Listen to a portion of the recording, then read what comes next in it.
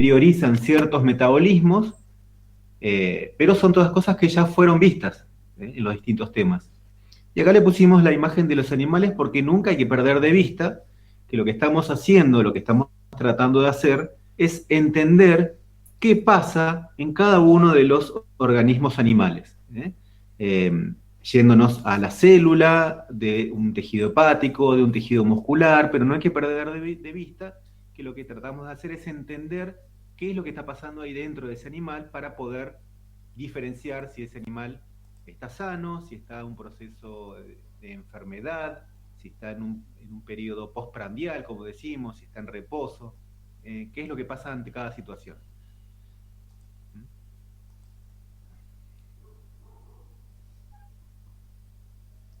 Bueno. Bien, esto es lo que vieron hoy y van a ver. Ay, ¿cómo presento? Ay. Acá está. En definitiva, esto es lo que se vio, o gran parte de esto es lo que se vio durante todo el cursado.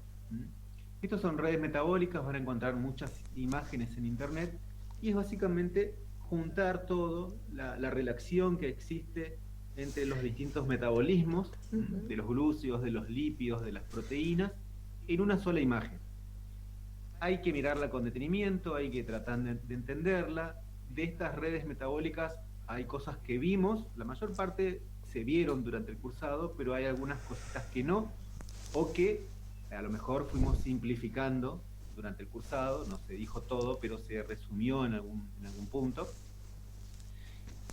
Ahora, si nosotros vamos un poco más al detalle, muchas de estas cosas las vimos y algunas las tienen fresca en la memoria, otras posiblemente no tanto, pero vamos a ver, aquellos que tienen fresco lo pasamos y vamos a detenernos un poquito en aquellas cosas que fuimos viendo desde el comienzo del cursado.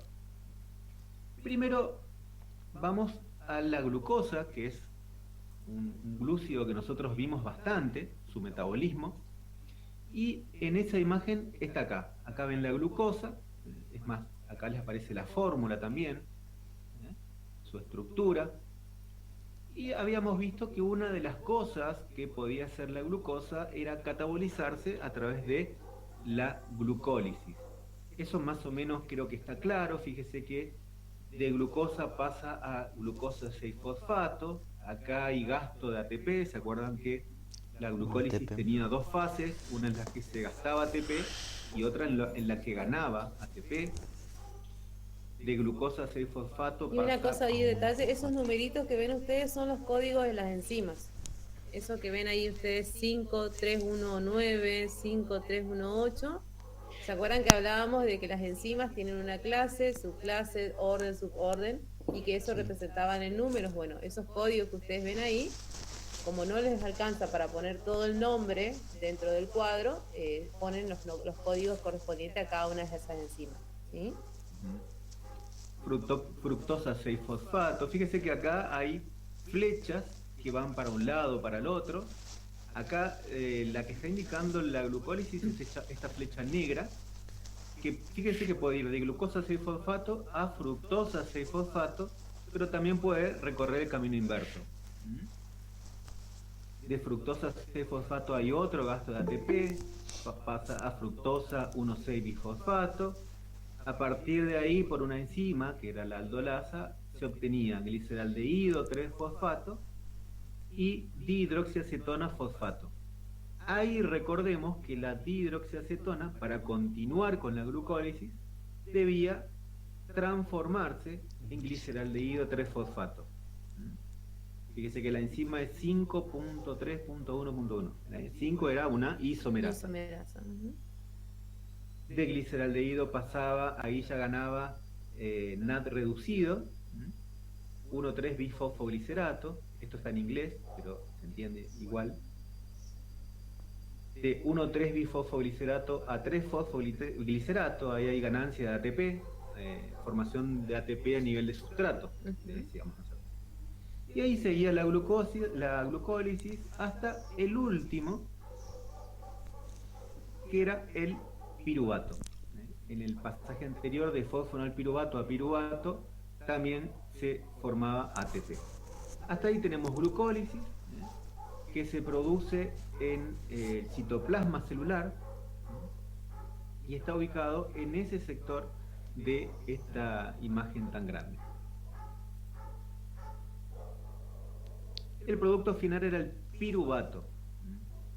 Una de las cosas que podía hacer el piruvato era, fíjense que acá ya está entrando dentro de la mitocondria, esta reacción se podía producir ya dentro de la mitocondria. En general el piruvato entra y ahí adentro ya se transforma en acetil-CoA, y esa era una reacción muy importante porque nosotros decimos que es la descarboxilación oxidativa del piruvato. Esta reacción toma como sustrato el piruvato o ácido pirúvico. Fíjense que tiene 3 carbonos, tiene un carboxilo y un grupo cetona. En esa reacción, que es catalizada por la piruvato deshidrogenasa, se incorpora coenzima A, se reduce NAD y se va este carboxilo en forma de dióxido de carbono. Ahí es importante recordar que el complejo piruvato deshidrogenasa, la enzima, necesitaba un montón de coenzimas y cofactores para poder funcionar. Acuérdense que estaba el pirofosfato de tiamina, el ácido lipoico, el FAT, y acuérdense que eran enzimas que se denominaban complejos enzimáticos justamente porque tenían muchas coenzimas y cofactores que necesitaban para poder actuar. Entonces acuérdense que pasaba con esta reacción, no sé si se acordarán con qué otra reacción que era parecida a la descarboxilación del piruvato, que también tenía el pirofosfato de tiamina, el FAT, el ácido lipoico. Creo que era del alfa-Z-glutarato. Exactamente, muy bien. ¿Sí? Entonces, cada vez que vean estas enzimas, acuérdense que si bien está en un esquema para reducir, lo más importante es que entra la coenzima A y sale el dióxido de carbono, pero también tengan presente que existen las otras coenzimas necesarias para que esto se lleve a cabo. Y se forma acetil-CoA, que tiene estos 2 carbonos y que tiene la coenzima A, que si recuerdan la clase de vitaminas era una estructura muy grande, muy compleja y tenía varias vitaminas en su composición. ¿Se acuerdan en qué situación el piruvato va a formar acetil-CoA? ¿Cómo? Porque fíjense que el piruvato puede hacer, acá está mostrando varias flechas, puede hacer muchas cosas, pero ¿ante qué situación el piruvato va a dar acetil-CoA? No estoy entendiendo la pregunta. Justamente por esa cantidad de destinos también se lo considera una encrucijada, porque puede ir hacia varios destinos.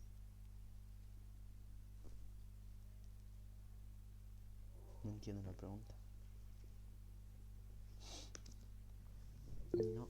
Ciclo de Krebs, dice Víctor. Sí, exactamente. Acuérdense que cuando queremos degradar totalmente una molécula de glucosa y que eso nos representa energía, y si hay oxígeno para hacerlo, va a ir sí o sí a ciclo de Krebs, ¿sí? Exactamente, el proceso de oxígeno.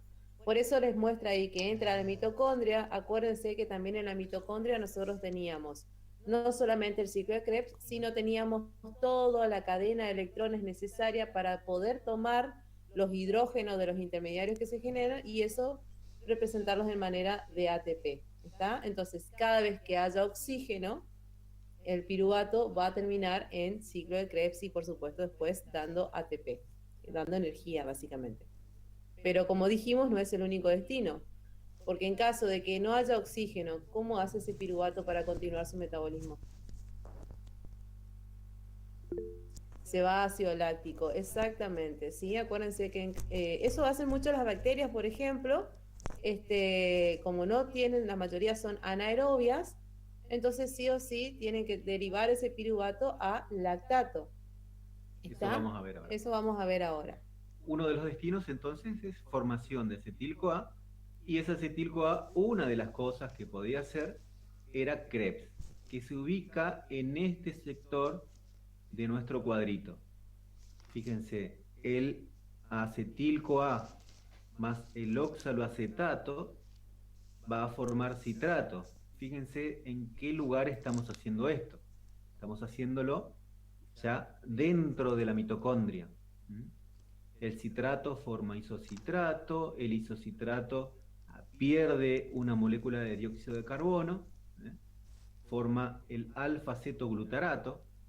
Esto está expresado distinto, pero es eso. Del alfa-cetoglutarato forma succinil-CoA. El succinil-CoA, fíjese que Se genera se GTP. genera GTP para formar succinato. Del succinato pasa a fumarato, malato, y de malato vuelve al oxaloacetato, donde comienza el ciclo nuevamente. Bueno, eso creo que está claro. Si van a rendir regular, hasta acá todo esto con fórmulas, tienen que saberlo con fórmulas, tienen que detenerse en ese detalle para el momento de venir a rendir el examen final. Y lo que se generaba en este ciclo de Krebs eran los NAD reducidos y FAD reducido, que no lo estoy viendo acá, pero que también se forma, que van a confluir en esta parte. Ya estamos entre la membrana interna y la externa de la mitocondria, donde encontrábamos los complejos de la cadena respiratoria. Esto, el complejo 1, acá está el complejo 2, el complejo 3, el complejo 4. En estos complejos van a ir circulando los electrones. Es más, ahí con rojo está indicado el flujo de electrones, cómo va pasando de un complejo a otro, y también ven los hidrógenos que se van generando en cada uno de estos complejos. Y si siguen mirando los hidrógenos, ven cómo estos hidrógenos retornan hacia adentro de la mitocondria a través del complejo ATP sintasa. Acuérdense que cada vez que pasaba un par de protones, se generaba la unión de un ADP con un fósforo. ¿Sí? Eso es lo que está acá. ADP más un fósforo inorgánico, se forma el ATP. Fíjense que lo que hace este ATP luego que se forma es salir de la mitocondria. Sale ATP y ingresa al mismo tiempo por el mismo transportador adenosín difosfato. A su vez hay otro transportador de fósforo porque necesita ingresar para poder unirse a un ADP acá. Y acá al final de esta cadena respiratoria, fíjese que se une al oxígeno. Esos electrones se unen al oxígeno y ese oxígeno toma dos hidrógenos que están dentro de la mitocondria para formar agua. Partimos de la glucólisis, hicimos toda la descarboxilación, el ciclo de Krebs se generaba NAD y FAD reducido que ingresan a la cadena respiratoria y fosforilación oxidativa. Creo que... Bien. Seguimos. Acá, vamos a esta parte del cuadro. Acá terminamos. Cadena respiratoria, fosforilación oxidativa. Y volvemos a la glucosa. Nos vamos arriba. ¿Por qué? Porque una de las cosas que podía hacer la glucosa era la glucólisis, pero también con esa glucosa podía formar glucógeno. Y eso es lo que ven en esta parte del cuadro. Desde glucosa, las flechitas van para arriba, forma glucosa 1-fosfato. Esa glucosa 1-fosfato forma uridindifosfato glucosa. Eso no sé si lo dieron en el teórico. Creo que no, pero bueno. Si rinden final tienen que saber. Está dentro del programa, así que lo van a tener que estudiar. Ese uridindifosfato glucosa puede formar glucógeno, que es lo que ven acá arriba. Sabrina dice, ¿dónde podemos conseguir esta imagen? ¿Tenés el link o cómo buscaste? A ver, yo creo que lo interesante de esto es que ustedes se pueden armar su red metabólica con todos los metabolismos que fuimos viendo en el blanco. Lo interesante es que vean la relación. Una vez que ustedes sepan la relación, van a poder juntar cada uno de los metabolismos. Y sí, está en internet.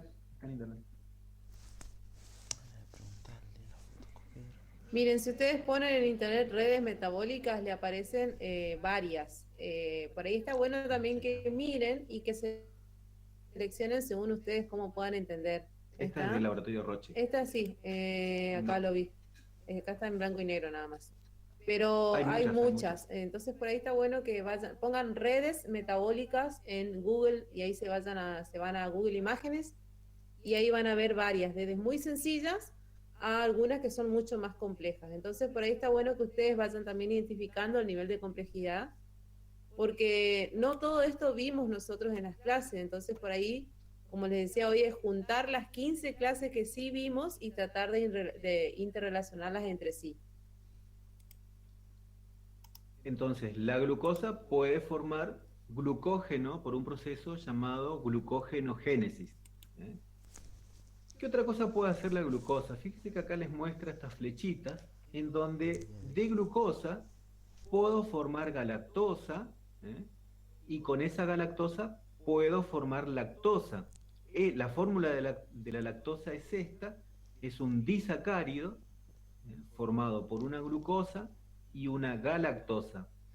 ¿En qué momento la célula va a hacer esto? Bueno, si estamos hablando de Una hembra una gestante. hembra gestante que está dando la leche, tiene que formar, la encargada de hacer eso son las células de la glándula mamaria, no van a ser todas las células, pero esas células van a estar capacitadas para producir el azúcar de la leche, eh, para que tome el ternero si estamos hablando de una vaca, el hijo si estamos Sí, hablando de o una mujer, el cachorro si hablamos o de el otras cachorro especies. si hablamos de un canino. Lo que es importante recalcar acá es que la glucosa que ingresa con los nutrientes del alimenticios que hablábamos la vez pasada de digestión va a depender del momento del organismo que se encuentra, el destino que va a tener.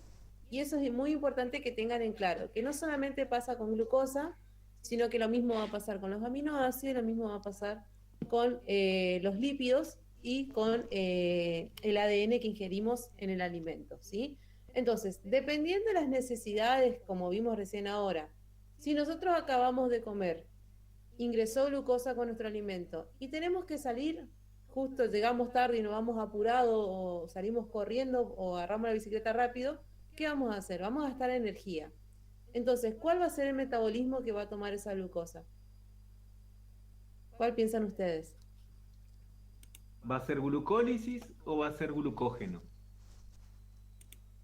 Claro, acuérdense que Glucólisis. terminé de comer y tengo que salir volando porque estoy perdiendo el colectivo para llegar a la facultad, por ejemplo. Por Entonces, dos. ¿cuál va a ser el destino de esa glucosa? ¿Qué piensan ustedes?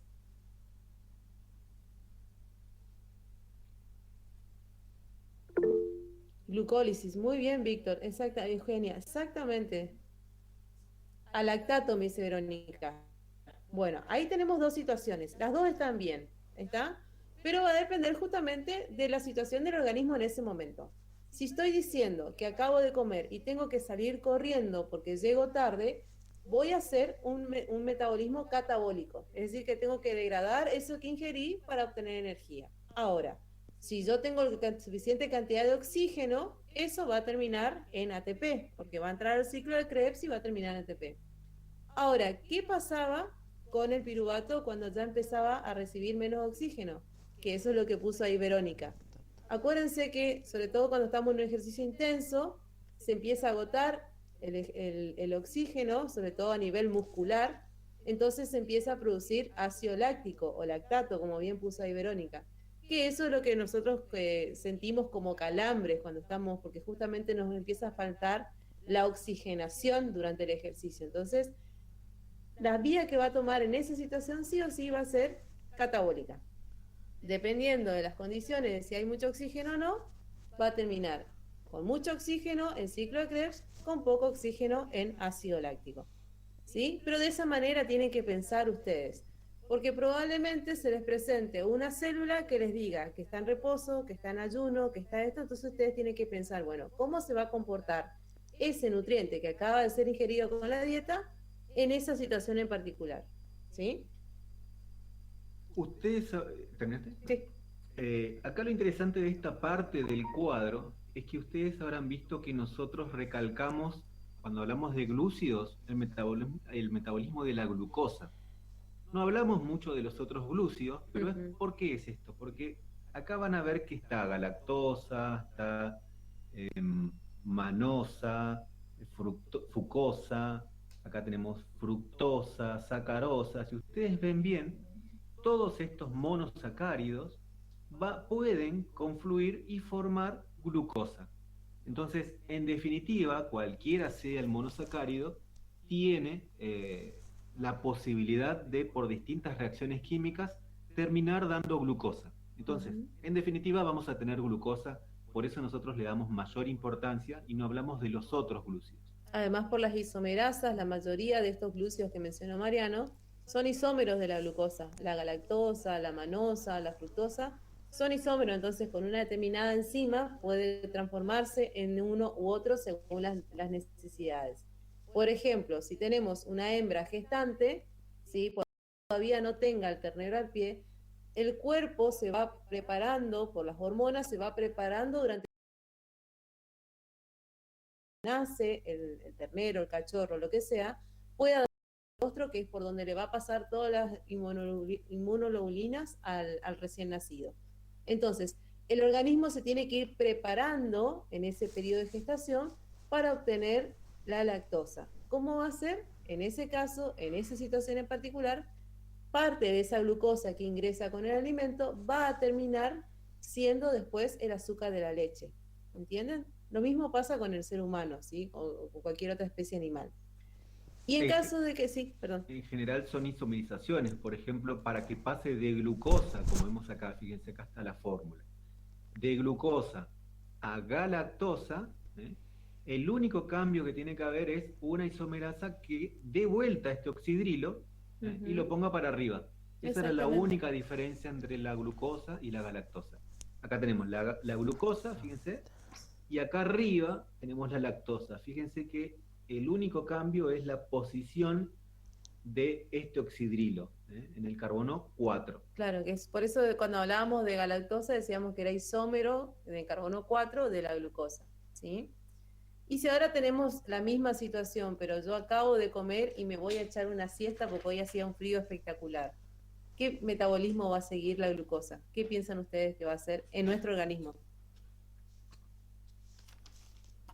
Comiste un locro. O una polenta, una rica polenta que tiene mucho almidón, una rica polenta, glucógeno, dice. Exactamente, la glucogenogénesis. Entonces, de esa forma tienen que ir pensando ustedes para entender integración metabólica.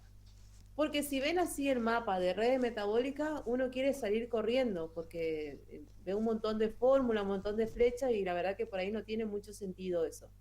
Ahora, si uno se posiciona en los sustratos que son ingeridos con el alimento y si se posiciona en la situación particular en la que se encuentra ese organismo en ese momento, pueden ir determinando hacia qué lado va a ir. Básicamente eso es integración metabólica, ¿sí? Creo que tenés la del piruvato ahora. ¿O? Seguimos. A ver, seguimos. Desde acá nos vamos a ácido graso. Ácido graso. El ácido graso o los lípidos los ven en esta parte de esta imagen. Acá tenemos el más conocido, el más famoso, que es el triacilglicerol.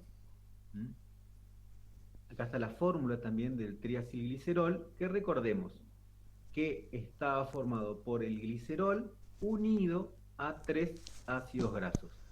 Entonces, una de las cosas que puede hacer este triacilglicerol en la célula es catabolizarse y por un lado se va a separar estos 3 carbonos que se van en forma de glicerol y los 3 ácidos grasos que lo ven acá.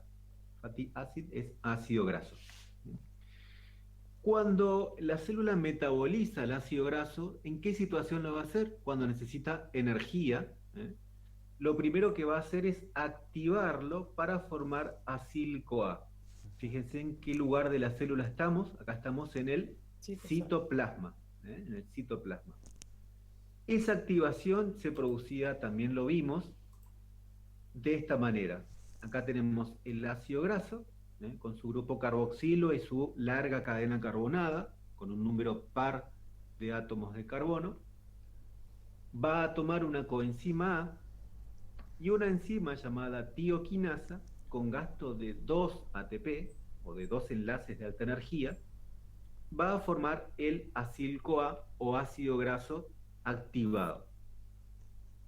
Este acil-CoA, lo siguiente que tenía que hacer era entrar a la mitocondria, para continuar su catabolismo. Y lo hacía utilizando un transportador que era la carnitina. ¿Se acuerdan eso? Eso lo vimos también En el Ay, otro. sí, no me acuerdo. acá. Carnitina. Acá tenemos el acil-CoA, Ah, ya. separa en el lado de afuera, separa la coenzima A y el resto se une a la carnitina, que de esa manera puede ingresar a la Y si mitocondria, vuelve a unir a CoA. en forma de acilcarnitina. Una vez dentro de la mitocondria, esta acilcarnitina se separa. Por un lado, toma una coenzima A y forma el acil-CoA ya dentro de la mitocondria, y la carnitina vuelve a salir para comenzar nuevamente este ciclo. En definitiva, tenemos el acil-CoA que estaba fuera de la mitocondria, puede ingresar a través de este mecanismo utilizando la carnitina y quedar dentro de la mitocondria. ¿Qué es lo que seguía después? Una vez que ingresó el acil-CoA, ya dentro de la mitocondria, hacía beta-oxidación. ¿Qué producto tenemos final de la beta-oxidación? Bueno, por un lado, Acetil-CoA. vamos a tener acá, esto es el resumen de la beta-oxidación. Sería un ciclo de beta-oxidaciones. Vamos a tener, por un lado, por cada vuelta de beta-oxidación, un FAT reducido, un NAT reducido, que van a entrar nuevamente a la cadena de transporte de electrones para la formación de ATP. Y como producto final, por cada vuelta vamos a tener un acil-CoA con 2 carbonos menos del que ingresó y un acetil-CoA. Ese acetil-CoA puede ingresar al ciclo de Krebs. Y este acil-CoA, este ácido graso con 2 carbonos menos, sigue el proceso de beta-oxidación hasta el final. Hasta quedar 2 acetil-CoA al final. Eso es lo que vemos todo en esta parte. Bueno, es Producto importante final de la también- beta-oxidación, acá Ajá. tenemos, vuelve la flecha acá al acetil-CoA, que como dijimos, entra a Krebs. Y acuérdense que esto también va a depender de las condiciones del organismo, ¿no? Si por ahí nosotros tenemos una vida muy sedentaria y una dieta muy rica en ácidos grasos, ¿cuál era la otra forma? Acuérdense que en vez de separarse del glicerol, lo que hacían era justamente unirse, formar los triglicéridos e irse a los adipocitos, que eran justamente las células en donde se acumulaba el depósito graso, ¿sí? Entonces, eso también va a depender del organismo, de la actividad, ¿sí? No es lo mismo, por ejemplo, que una dieta rica en grasa y tengamos un perro como el galgo, que es un perro que corre todo el tiempo, a que tengamos un perro mucho más sedentario, no sé, como un pug o como estos que son todos ñatos, como es, el bulldog francés y el bulldog inglés y todo lo demás, o batata, ¿sí? En donde tienen un temperamento mucho más tranquilo, entonces son mucho más sedentarios. Y eso pasa con nosotros también, ¿sí? Cuando uno tiene una actividad que exige más energía, tiene que equilibrar la dieta a eso, porque si no, todo el exceso de energía no se utiliza y se acumula. ¿Y cómo se va a acumular? En forma de ácidos grasos, ¿sí? Lo mismo pasa con el azúcar. Si nosotros consumimos mucho azúcar, pero todo ese azúcar después no lo gastamos energéticamente, ese acetil-CoA que se forma después de la descarboxilación de piruvato, en vez de ir al ciclo de Krebs, lo que va a hacer es sintetizar ácidos grasos, ¿sí? Y de esa forma es que comiendo mucho azúcar, uno dice, ¿cómo puede ser que comiendo tanta azúcar engorde? De esa manera, porque hay mucho acúmulo de acetil-CoA, no se utiliza, no se va a ciclo de Krebs porque la energía no la necesitamos porque tenemos una vida sedentaria o por lo que sea. Entonces esos acetil-CoA lo que van haciendo es sintetizando ácidos grasos para después formar triglicéridos e irse a los adipocitos. Volvemos al comienzo, el triacilglicerol, que dijimos que estaba formado por glicerol y ácido graso. ¿Qué Unidos cosa por puede unión hacer o qué ester. puede realizar el glicerol? ¿Qué metabolismo puede seguir? Fíjense, puede formar, por ejemplo, glicerol 3-fosfato. Glicerol 3-fosfato tiene un nombre parecido a algo que ya vimos. Y fíjense esta flecha glicerol 3-fosfato, esta flecha que va para arriba, Ahí está. ¿qué puede formar? Fíjense, dihidroxiacetona fosfato. Dihidroxiacetona fosfato era Una de las triosas una de la de glucólisis. las partes, uno de los compuestos de la glucólisis. Que se De tiene la que fructosa transformar 1,6-bisfosfato podría hacer en gliceraldehído fosfato. 3-fosfato y dihidroxiacetona fosfato. Ujú. Entonces, ¿qué destino puede seguir ese glicerol? La glucólisis. Por eso decíamos que también puede ser gluconeogénico. En caso de que necesitemos glucosa, a partir de los ácidos grasos se puede obtener también glucosa. Entonces, hay una relación, o acá podemos ver una relación entre los lípidos y los glúcidos. Ujú. ¿A través de quién? A través del glicerol De los de los triglicéridos. triglicéridos, por ejemplo. Bueno, ya vimos una de las cosas que podía hacer el piruvato. Otra de las cosas que podía hacer era la formación de lactato, que algo mencionamos. Fíjense, esta es la flecha de piruvato a lactato, y eso es algo que también vimos. De piruvato a lactato. La enzima era la lactato deshidrogenasa, utilizaba NAD. Fíjense, ¿qué es lo que pasa con el piruvato? Mirando la fórmula, ustedes pueden decir que el piruvato se oxida o se reduce para formar lactato. ¿Qué es lo que pasa ahí? El piruvato se reduce. El piruvato Se reduce. oxida o se reduce. Se reduce. te digo. Ahí está, Ezequiel. ¿Por qué, Ezequiel, decís que se reduce? Porque gana electrones, gana hidrógeno. Y a su vez el NAD es el que se oxida. Se te cortó justo, ¿podés decirlo de vuelta? ¿Qué hace el chat? Porque gana hidrógeno, o sea, toma hidrógenos del NAD. Mientras el piruvato se reduce, el NAD se oxida. Exactamente, ¿cómo es el nombre? Ezequiel. Y acá Ezequiel. Verónica dice se oxida porque le da al lactato sus hidrógenos. En realidad, el piruvato lo que hace es reducirse. Porque toma los hidrógenos del exactamente. NAD. Al ganar hidrógeno, decimos que el compuesto se reduce. De piruvato, entonces el piruvato se reduce a lactato. Y el NAD, que estaba reducido, Se oxida. pasa a NAD oxidado. Perdió sus hidrógenos. Ahí, Verónica, es fundamental que mires el sentido de la flecha, ¿está? Porque esto de piruvato a lactato, acuérdense que se podía dar en el hígado, se podía dar en el músculo, y en el músculo teníamos la enzima que podía interconvertir lactato a piruvato, pero en el hígado no, en el hígado solamente podíamos producir lactato, y hasta ahí quedaba, ¿está? Entonces, es importante que siempre miren el sentido de las flechas. En este caso es como dijo Ezequiel, el piruvato se reduce porque toma los hidrógenos del NAD para transformarse en lactato y el NAD que se dio los hidrógenos se oxidó.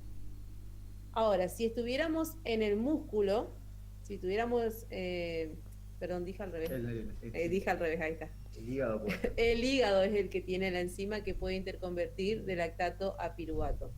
Entonces, si estábamos en el hígado, esto puede tener doble flecha, ¿sí? Con doble sentido, porque puede ir de piruvato a lactato o de lactato a piruvato, ¿sí? Acá ven el sentido de la flecha que es doble. Exactamente. De piruvato puede ir a lactato o de lactato puede ir a piruvato. Y eso va a depender de las condiciones de óxido reducción, como decimos siempre, ¿sí? Si la dirección que estamos hablando es esta que estamos mostrando en la imagen, de piruvato a lactato, tenemos que decir que el piruvato se reduce para formar lactato. Ahora, si hablamos al revés, estamos hablando de otra cosa, completamente lo contrario. Pero en la dirección que tiene esta flecha es eso lo que pasa. Bien, de piruvato a lactato, eso hace cuando no hay oxígeno. Fíjense esta flecha, de piruvato a alanina. ¿Qué era la alanina? Bueno, ahí tienen la fórmula arriba para que les ayude. Tienen la fórmula que les dice todo lo que ¿Qué era la alanina? Tiene que ver con los aminoácidos. ¿Un aminoácido? Un aminoácido. Entonces puedo transformar el piruvato, que viene de la glucólisis, de los glúcidos, por ejemplo, a alanina, que es un aminoácido. Ahí hay una relación entre proteínas y glúcidos, por ejemplo, si bien el piruvato no es un glúcido. Y a su vez, al revés. A su vez, la alanina puede transformarse en piruvato en condiciones de que las células lo necesiten. ¿Y ¿En se qué acuerdan? situación se Exactamente. daba esa transformación? Eso lo vimos en transaminación. Cuando vimos transaminación, sabíamos que teníamos un aminoácido, por ejemplo la alanina, y un alfa-cetoácido, por ejemplo el alfa-cetoglutarato. La transaminación es el pasaje de este grupo amina de un aminoácido a un alfa-cetoácido. Pasa de acá a acá. ¿Y qué me queda formado? Lo que era alanina, al perder este grupo amino, se va a formar piruvato. Y lo que era alfa-cetoglutarato, se va a formar un glutamato. Eso lo vimos en transaminación. Entonces, de esa manera, el piruvato puede, por ejemplo, formar alanina. Y acá tenemos el otro, el que vimos recién. De alfa-cetoglutarato puede formar glutamato. Alfa-cetoglutarato era un intermediario de Krebs. Y la explicación, creo que está acá abajo. No, pero ahí también. Claro, es lo mismo. Es lo mismo. Es lo mismo.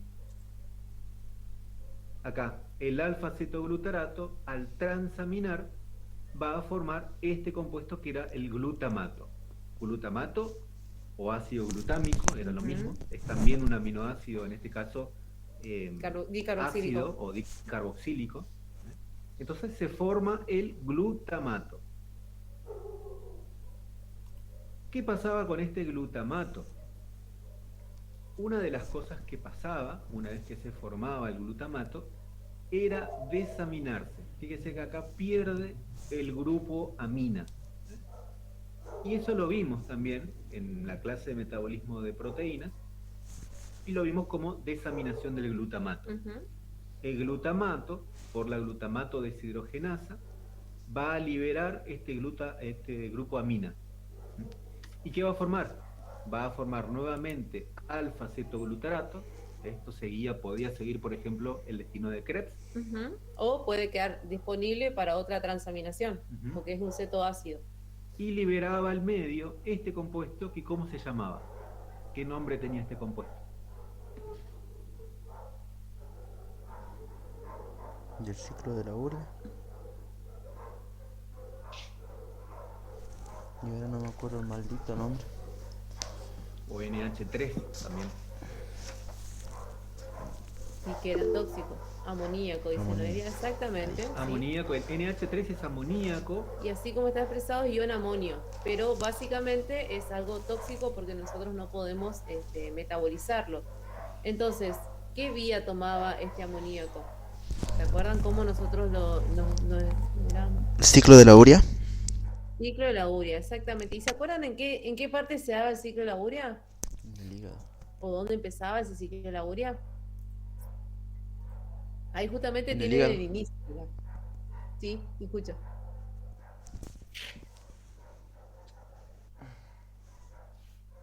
¿Qué están haciendo los perros? En la citosol, mitocondria, todo con signo de pregunta. Ahora tiene que ser con seguridad, exactamente. Este era un Citosol, ciclo que se mitocondria. producía en las dos partes. Había una parte que se producía en la mitocondria y otra parte, en el citoplasma. Y acá lo ven en la imagen. Una vez que se formó el amonio o el amoníaco, lo primero que pasaba es que se unía amoníaco con dióxido de carbono, con pérdida de ATP, con gasto de ATP, y formaba carbamilfosfato. Fíjese que esto está en amarillito porque esta parte del ciclo se producía dentro de la mitocondria. Este carbamilfosfato, ya fuera de la mitocondria, seguía este círculo que es el ciclo de la urea. Formaba citrulina, luego formaba arginino succinato. Ese arginino succinato se empezaba a dividir, se dividía en dos y daba arginina por un lado y el otro que daba es fumarato, que sigue toda la flecha acá hasta llegar a Krebs, que es un intermediario, era un intermediario de Krebs. De esta arginina se volvía a dividir esa estructura y formaba por un lado ornitina, que continuaba el ciclo de la urea, y por el otro lado urea, que nosotros, los animales uriotélicos, lo eliminamos en forma, en la orina. Ujú. ¿Mm? Es la forma de eliminación del nitrógeno en los animales uriotélicos. ¿Está? Bien, creo que estamos más o menos. Y lo Nos falta lo último, último, exactamente. que era el ADN y el ARN.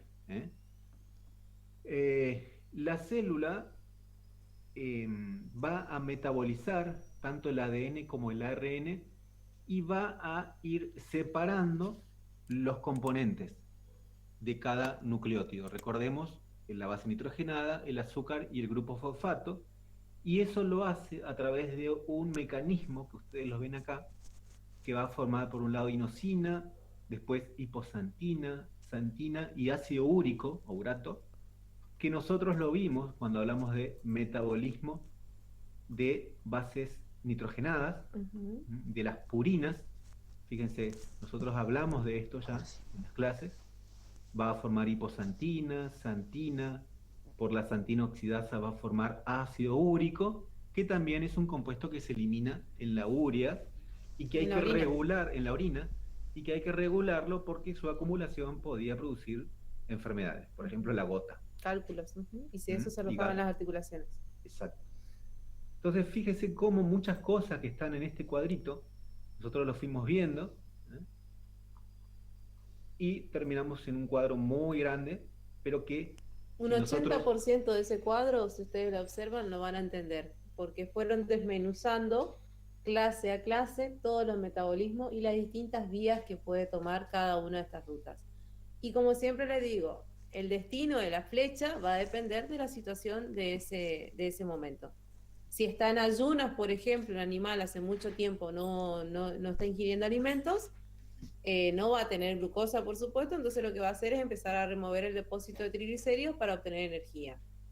Si, como dijimos, está con exceso de alimentación, entonces esa energía no se puede acumular, entonces lo que va a hacer es acumular triglicéridos en los adipocitos.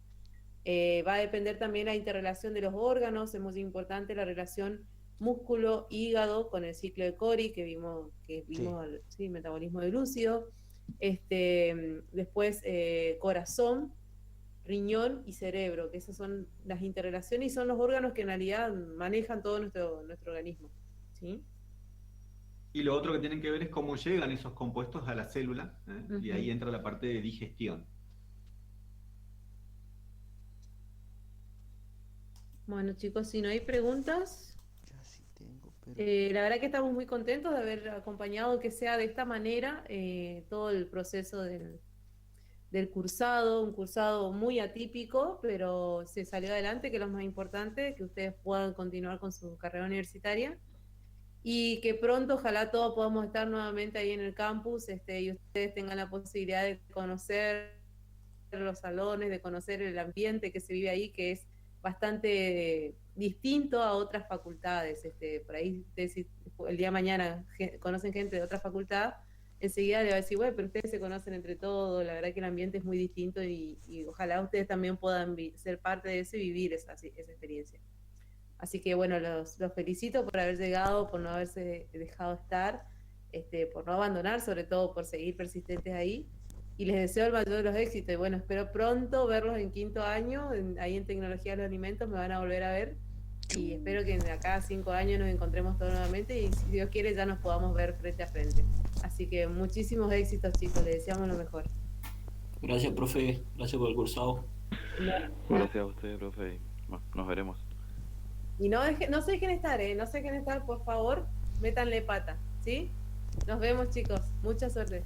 Chao, profe, gracias. Profe, gracias. Chao, profe, gracias. Chao, profe.